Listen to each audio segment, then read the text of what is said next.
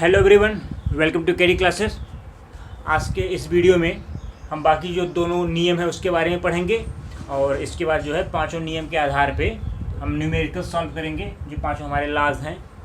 और जो पांच नियम हैं उनकी जो डिफिनीशंस हैं, उनकी जो नोट्स है, सिर्फ डिफिनीशंस के, एग्जांपल्स की नहीं, उसकी नोट्स आपको इस वीडियो के भी कमेंट बॉक्स और डिस्क्रिप्शन बॉक्स में दे दी जाएगी और पिछले वीडियो की भी कमेंट बॉक्स और डिस्क्रिप्शन बॉक्स में दे दी गई है। तो चलिए देखते हैं हमारा चौथा नियम है क्या। देखिए, चौथे नियम की बात करें तो ये है आपका लॉ ऑफ इक्विवेलेंट और रेसिप्रोकल प्रोपोर्शन। इसमें कह क्या रहे हैं, ध्यान देखिए कि जब जो है इसमें क्या है कि जब दो एलिमेंट्स हमारे दो एलिमेंट हैं, दो डिफरेंट एलिमेंट, जब दो एलिमेंट हैं यानी कि दो डिफरेंट एलिमेंट्स हैं, दो डिफरेंट एलिमेंट्स हमारे ए और बी हैं, ए और बी हमारे दो डिफरेंट एलिमेंट्स हैं। जब इनके जो अलग अलग मास, इनके डिफरेंट मासेस जो हैं, जब तीसरे एलिमेंट सी से किसी पर एक फिक्स मास रेशियो में कंबाइन करेंगे।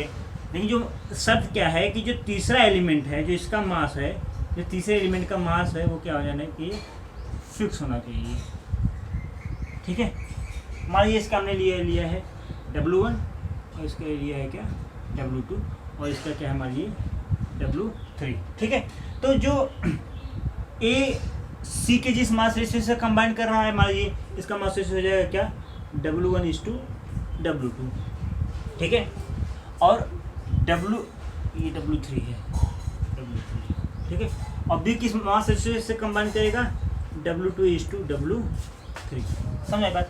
तो अगर ए और बी कंबाइन करेंगे, कहा जा रहा है कि अगर ए और बी भी आपस में कभी कंबाइन करते हैं, ए और बी क्या आपस में कंबाइन करते हैं, तो जो उनका रेशियो होगा वो क्या होगा, W1:W2 का ही रेशियो होगा। किसका रेशियो, ए और बी का जो रेशियो होगा वो क्या हो जाएगा W1:W2। यानी कि जब हमारे जो दो तत्व जो है भिन्न भिन्न द्रव्यमान के, यानी कि दो एलिमेंट्स जो डिफरेंट मास के, किसी थर्ड एलिमेंट जिसका द्रव्य क्या हो, मास जो है उसका वेट जो है क्या हो, फिक्स हो, जब किसी पर्टिकुलर रेशियो में क्या करेंगे, कंबाइन करेंगे। तो यदि वो आपस में कंबाइन करते हैं, अगर वो आपस में कंबाइन करते हैं तो वो उसी रेशियो में कंबाइन करेंगे जिस रेशियो में उन्होंने तीसरे के साथ कंबाइन किया है। किसके साथ किया है, तीसरे के साथ कंबाइन किया है। जिस रेशियो में इसके साथ कंबाइन किया और इसने इसके साथ कंबाइन किया है, उसी रेशियो में ये आपस में भी कंबाइन कर देंगे। जैसे ध्यान दीजिएगा कि तीन पर्सन हैं, P1, P2, P3। मान लीजिए P1 जो है P3 का क्या है, भाई है। ठीक है, और P2 P3 का क्या है, चाचा है। तो जो P1 और P2 में जो संबंध होगा, P1 और P3 का जो संबंध होगा, ठीक है, P1 और P2 का जो संबंध होगा, क्या वो P3 से ही हम परिभाषित कर पाएंगे कि नहीं। अगर P3 ना हो, जैसे P1 किसी का भाई है और P2 किसी का चाचा है, लेकिन वो P3 नहीं है, तो क्या P1 P2 हम संबंध बना सकते हैं, नहीं बता सकते। लेकिन क्या है, यहाँ पे P1 P3 का भाई है और P2 जो है या फिर P3 P2 का क्या है, चाचा है, ये भी इसका चाचा हुआ कि नहीं। बात समझ में तो है क्या कि P1 P2 का संबंध किस पे निर्भर करेगा, P3 पे, कि P1 का संबंध P3 से क्या है और P2 का संबंध P3 से क्या है। इसी प्रकार से A और B किस रेशियो में कंबाइन करेंगे, वो किस बात पे डिपेंड करेगा कि ये किस रेशियो में C से कंबाइन कर रहा है और ये भी किस रेशियो में C से कंबाइन कर रहा है। बात समझ में आई। अब हम क्या कर देते हैं, एक इसको आप एक हम एग्जाम्पल देते हैं, बहुत सिंपल एग्जाम्पल हम आपको देते हैं। देखिए ध्यान से, जैसे मान लीजिए हमने क्या काम किया, हमने ले लिया कार्बन, ठीक है, और हाइड्रोजन ले लिया और ऑक्सीजन ले लिया। ठीक है, कार्बन, हाइड्रोजन, ऑक्सीजन। देखिए अब हम देख रहे हैं क्या, देखिए अब जो है हम किसी एक का फिक्स मास ले रहे हैं, किसी एक का मास हम क्या कर ले रहे हैं, फिक्स मास ले रहे हैं। मान ले रहे हैं, हम मान ले रहे हैं कि कार्बन जो है, ठीक है, या फिर हाइड्रोजन जो है, देखिए ध्यान से, हाइड्रोजन कार्बन से संयोग करके बना रहा है क्या, आपका मीथेन, आप लोगों ने पढ़ा होगा।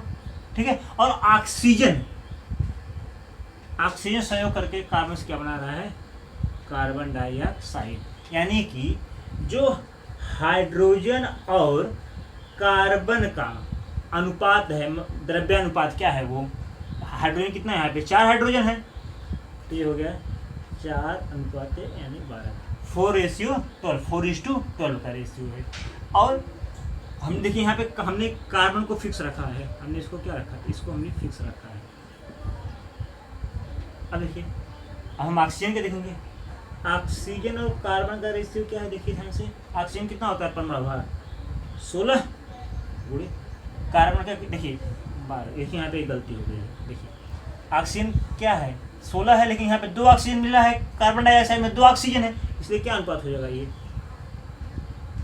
32, यानी कि कार्बन के फिक्स द्रव्यमान के साथ कार्बन, हाइड्रोजन का कार्बन के साथ रेशियो कितना हो गया 4:12 का रेशियो हो गया, और ऑक्सीजन का कार्बन के साथ रेशियो कितना हो गया 32:12। तो यानी कि हाइड्रोजन कार्बन के साथ कंबाइन कर रहा है और ऑक्सीजन भी कार्बन के साथ कंबाइन कर रहा है, यानी कि मान लीजिए फर्स्ट एलिमेंट है और ये क्या है आपका सेकंड एलिमेंट है। तो फर्स्ट एलिमेंट का जो रेशियो होगा थर्ड एलिमेंट के साथ, और जो सेकंड एलिमेंट का रेशियो होगा थर्ड एलिमेंट का, वही रेशियो आपस में इनका भी होना चाहिए कि नहीं। हम मान क्या ले रहे हैं, ये दोनों आपस में मिला के क्या बना रहे हैं H2O। अब हम H2O का रेशियो निकालेंगे नहीं, पहले हम इस नियम से देखेंगे कि H2O का क्या रेशियो होना चाहिए। देखिए अब यानी कि हाइड्रोजन और ऑक्सीजन का रेशियो क्या होना चाहिए 4:32 होना चाहिए, 4:32 होना चाहिए, या तो 4:32 होना चाहिए या फिर इसका सिंपल मल्टीपल होना चाहिए, इसका रेसिप्रोकल भी हो सकता है, एक इसका सिंपल मल्टीपल होना चाहिए। चलिए देखते हैं इसको सिंप्लीफाई करते हुए क्या हो जाता है ये 1:8, 4:32 को हम सिंप्लीफाई करेंगे, 4 1 4, 4 8 32, 1:8। अब देखिए H2O में देखते हैं क्या होता है। H2O में हाइड्रोजन व ऑक्सीजन का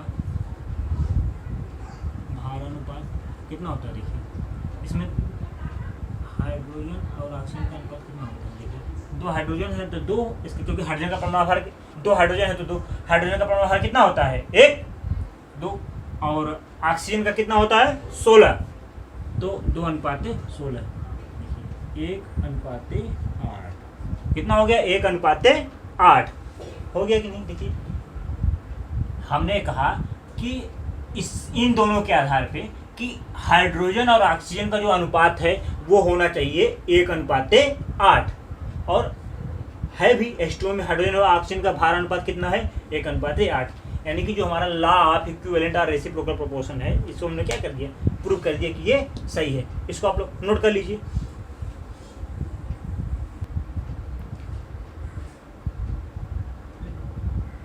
चलिए हम दूसरा एग्जांपल लेते हैं। देखिए इसमें क्या है 3 एलिमेंट है, हाइड्रोजन ऑक्सीजन या सल्फर, तो हम किसी एक को लेकर के देख और एक का मास जो है कांस्टेंट करके देख सकते हैं। चाहे देखिए हम क्या करेंगे, फिर से देखिए हम क्या करेंगे, हम यहाँ सल्फर को फिक्स कर ले रहे हैं। आप चाहें तो किसी एक को फिक्स कर सकते हैं, उसमें कोई बाउंडेशन नहीं है। बस यही ध्यान देना है जिसको हम फिक्स कर रहे हैं उसका जो मॉलिक्यूल बना रहे हैं उसका मास क्या हो फिक्स हो। बात समझ में आई कि नहीं बात। देखिए चलिए देखते हैं। हम पहले क्या हम ये कर रहे हैं कि पहले जो है हाइड्रोजन ने सल्फर के साथ कंबाइन किया और हाइड्रोजन ने ऑक्सीजन के साथ कंबाइन किया। बात समझ में आई। तो हम यहाँ हाइड्रोजन को फिक्स कर रहे हैं। किसको हम फिक्स कर रहे हैं हाइड्रोजन को।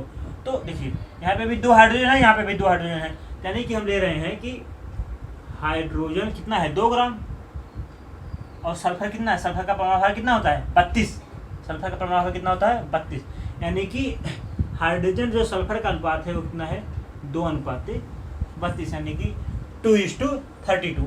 सेम इसमें देखिए यहाँ पे भी 2 हाइड्रोजन है, तो यहाँ पे हाइड्रोजन और जो ऑक्सीजन का रेशियो है वो कितना है 2:, ऑक्सीजन का कितना होता है परमाणु भार 16, 2:16। अब बताइए